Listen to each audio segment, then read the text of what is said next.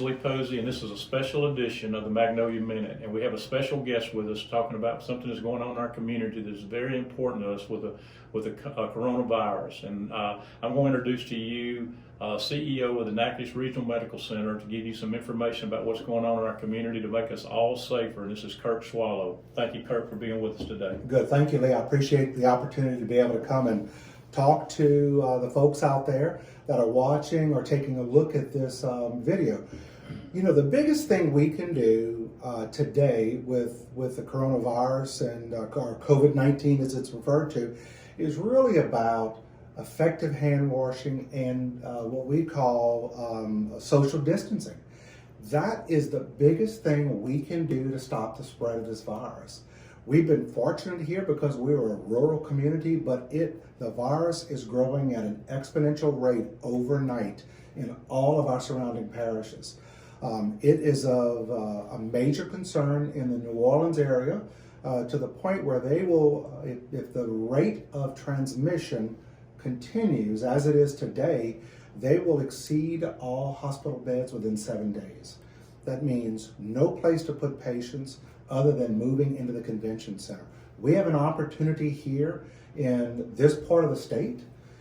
All we have to do is really do what we call simple sacrificing, and that is social distancing, keeping away from each other as much as possible. And they tell me in you would now is when you do wash your hands, do not touch your face under any circumstances. I hear that's right in there with everything else at this point. Absolutely. And you know what the physicians will tell you, you touch your face on an average of 52 times a day. You don't even realize you're doing it. So a big deal, wash your hands continuously all the time. And again, social distancing, really important. I know we have families, we have grandchildren and children that may live across town or maybe out of town. You know, we say in healthcare, this is a simple sacrifice. If we just do that to keep people from getting exposed and getting infected. So I want to talk about a few things. We have on our website at nrmchospital.org, we have some need to know information about social distancing. So you may have seen this. This was on Facebook. It's on our website. Take a look at it. It talks about, it's really a stoplight report. Red, yellow, and green. Red means things that we need to avoid. We're talking about group gatherings. We're talking about sleepovers, sporting events. Yellow is use caution when you go out, only when you need to go out. Go to the grocery store, go to work, of course, if you're an essential worker.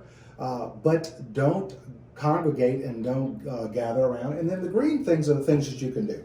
You know, get out there individually, walk, get some sun, but don't do it in groups. So one of the things I want to show also is what we're seeing in our local businesses. So this is what you will see at Walmart. You know, and for us, social distancing is basically 6 feet. Walmart or Walgreens? Excuse me, Walgreens. But actually Walmart has also the markers on the floor as well. But I want to show you, so for the businesses out there, what Walgreens has done, they basically use simple tape, blue tape, to designate 6 foot separation. If you walk into Super One today, you will see that as well at their grocery stores. So take a look at that and be cognizant of that 6 foot distancing. So one of the things we're doing at the hospital as well, we started what we call community testing. That started this past Tuesday. Tomorrow will be our next session.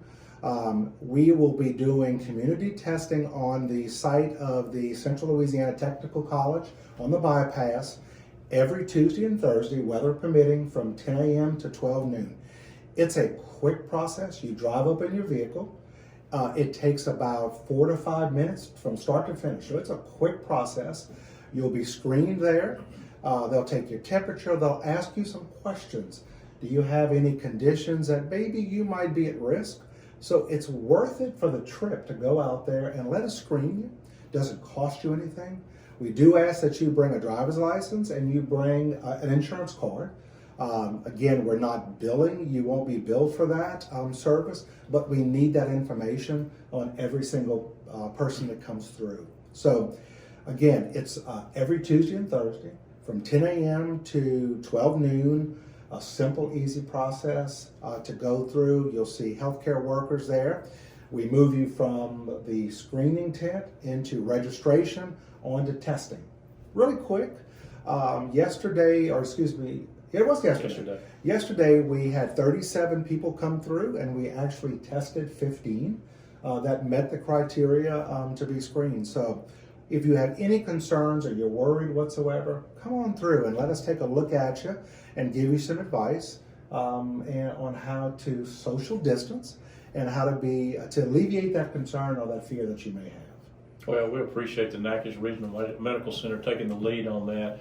We had a meeting last week, and within about 24 hours, they had this set up and ready to go. Tents were put up. A lot of partners jumped in there to help this to make it to our community. I think what they're wanting to do is assess our community, what's going on in our community. The more people we can get that have been exposed to it, from going around and not realizing they have it, to expose others, I think is kind of the goal of this. So I remember, Kirk, is that correct? Absolutely. And so what we hope to determine is what we call the walking wounded, or those people that actually may have the virus and have no symptoms.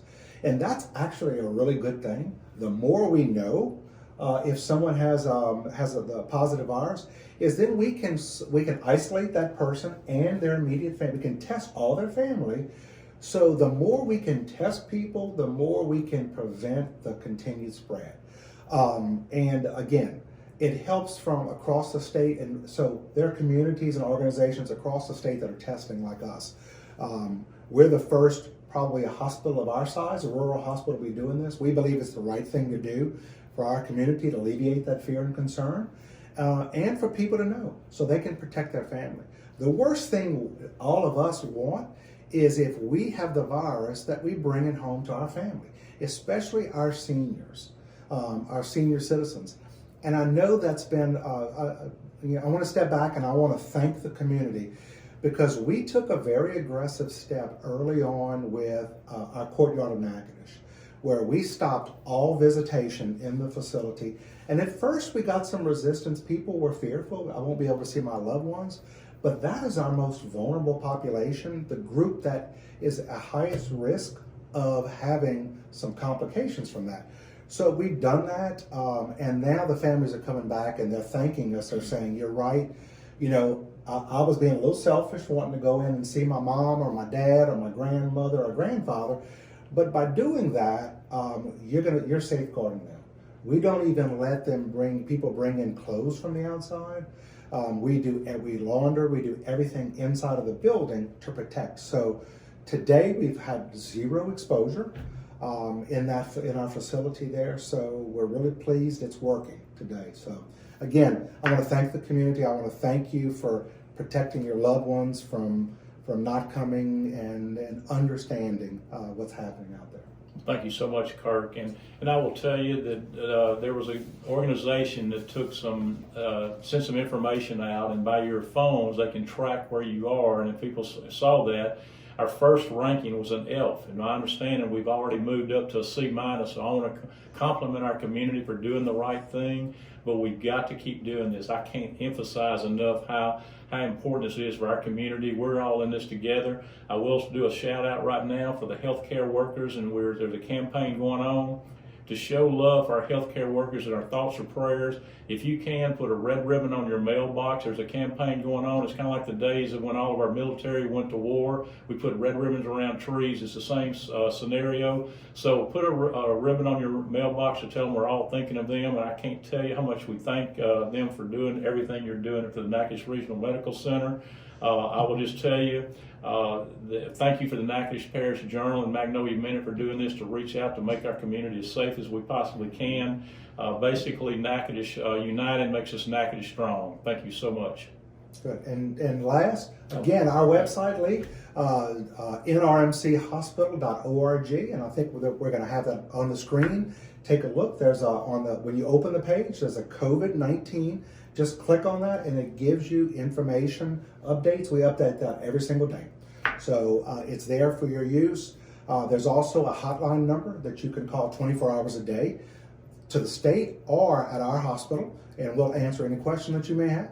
And thank you very much for allowing me to be here with you and answer some questions and just kind of continue to support the things we're doing. Wash your hands, social distance, stay away from each other, and we'll get over this quicker than you think, and we'll get back to life as it was. And I will tell you, there's going to be a 10:30 press conference tomorrow that the sheriff, the DA, the chief of police we're going to be hosting, and it's going to kind of be preparing our community. If we don't do the things that we're supposed to do, that there will be a curfew coming along. So we want to emphasize how important this is. Other communities throughout the state have already done it, and we're considering it, but we're trying to emphasize and let everybody do what they're supposed to do to keep us all safe.